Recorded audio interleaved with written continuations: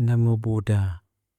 Welcome to Sutta Echoes with Lien Chi. I am a lay practitioner from Vietnam. In the spirit of the Lotus Branch, the meaning behind this channel's name, I am honored to share with you the original teachings of the Buddha. Today, I begin our journey through the Digha Nikaya using the English translations by Bhikkhu Sujato. I hope these words bring peace to your heart. Let us begin. The Sutta 1, the preeminent Brahmajala Sutta, talk on wanderers. So I have heard, at one time the Buddha was traveling along the road between Rajagaha and Nalanda together with a large sangha of around 500 mendicants. The wanderer Suppiya was also traveling along the same road, together with his pupil, the Brahmin student Brahmadatta. Meanwhile, Suppiya criticized the Buddha, the teaching, and the Sangha in many ways. But his people, Brahmadatta, praised them in many ways. And so both teacher and pupil followed behind the Buddha and the Sangha of mendicants, directly contradicting each other. Then the Buddha took up residence for the night in the royal rest house in Ambalatika, together with the Sangha of mendicants. And Suppiya and Brahmadatta did likewise. There too, Suppiya criticized the Buddha, the teaching, and the Sangha in many ways. But his people, Brahmadatta, praised them in many ways. And so both teacher and pupil kept on directly contradicting each other. Then several mendicants rose at the crack of dawn and sat together in the pavilion, where the topic of evaluation came up. It's incredible, Reverend. It's amazing how the diverse attitudes of sentient beings have been clearly comprehended by the Blessed One, who knows and sees the perfected One, the fully awakened Buddha. For this Suppiya criticized the Buddha, the teaching, and the Sangha in many ways, while his people Brahmadatta praises them in many ways. And so both teacher and pupil followed behind the Buddha and the Sangha of mendicants, directly contradicting each other. When the Buddha found out about these discussions on evaluation among the mendicants, he went to the pavilion, where he sat on the seat spread out and addressed the mendicants. Mendicants, what were you sitting talking about just now? What conversation was left unfinished? The mendicants told him what had happened, adding, "This was our conversation that was unfinished when the Buddha arrived."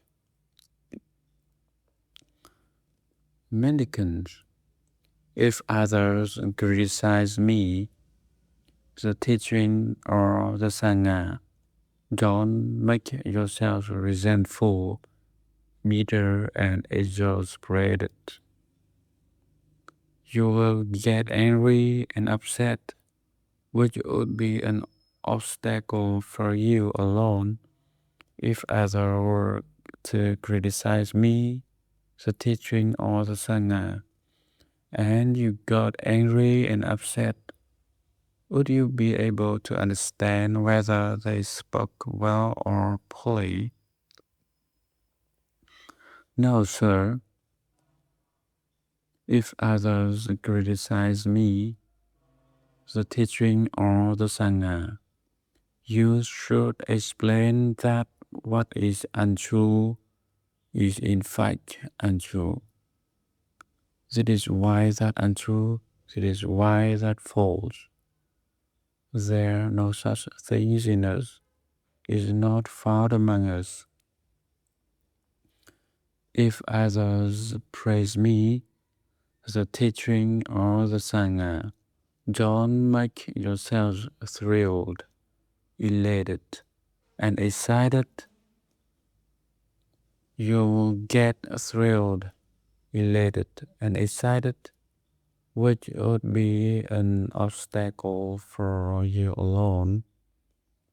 If others praise me, the teaching or the Sangha, you should acknowledge that what is true is in fact true. This is what that's true. This is why that's correct. There is such a thing in that it is found among us.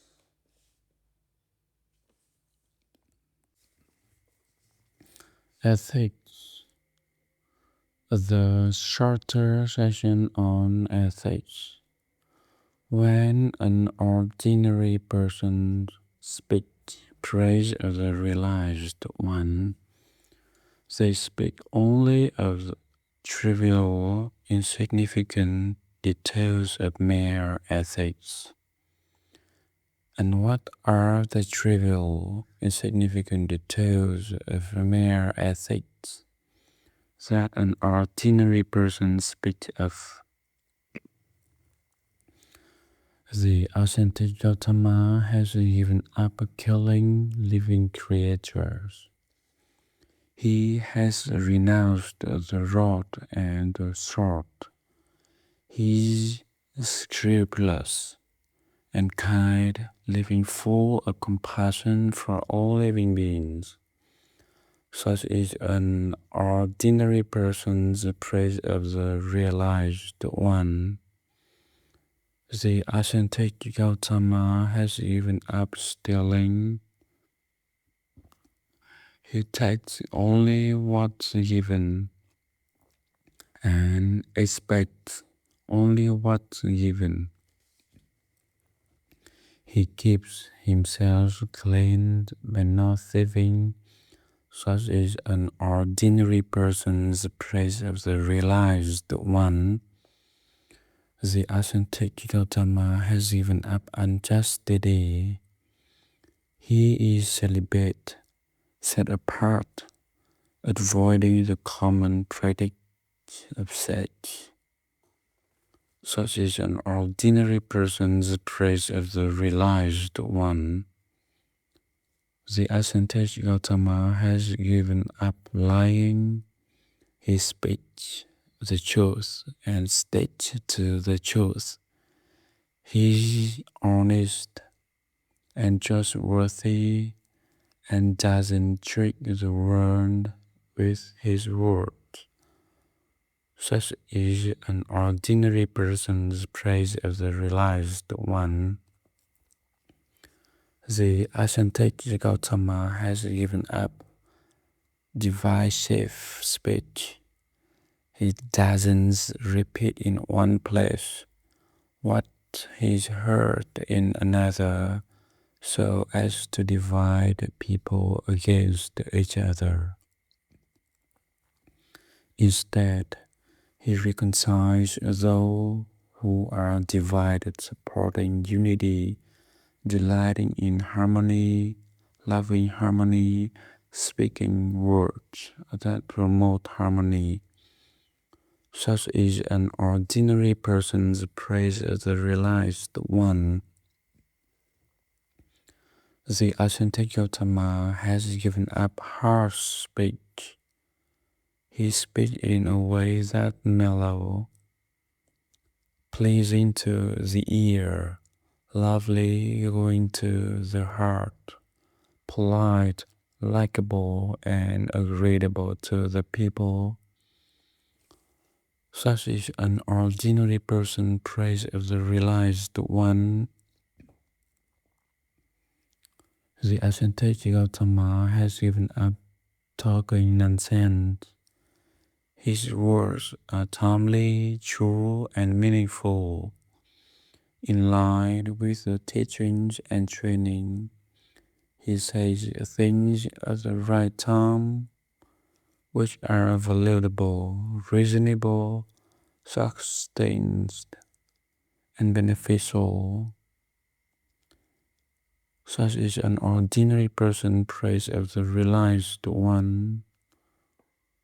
The ascetic Gautama refrains from enduring plants and seeds.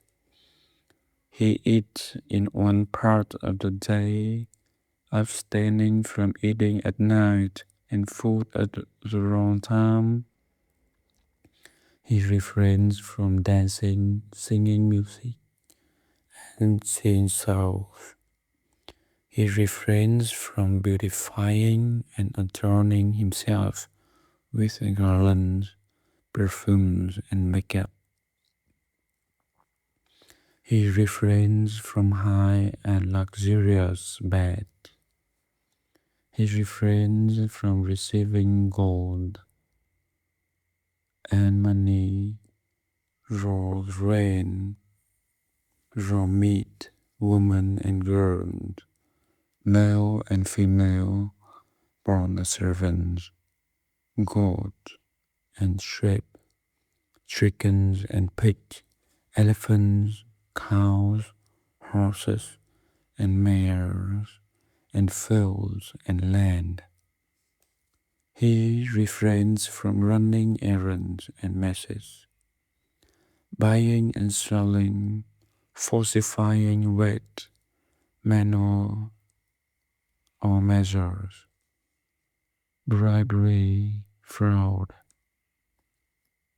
cheating, and duplicity, mutilation, murder, abductions, banditry, plunder, and violence. Such is an ordinary person praise of the realized one. This concludes this session of the discourse.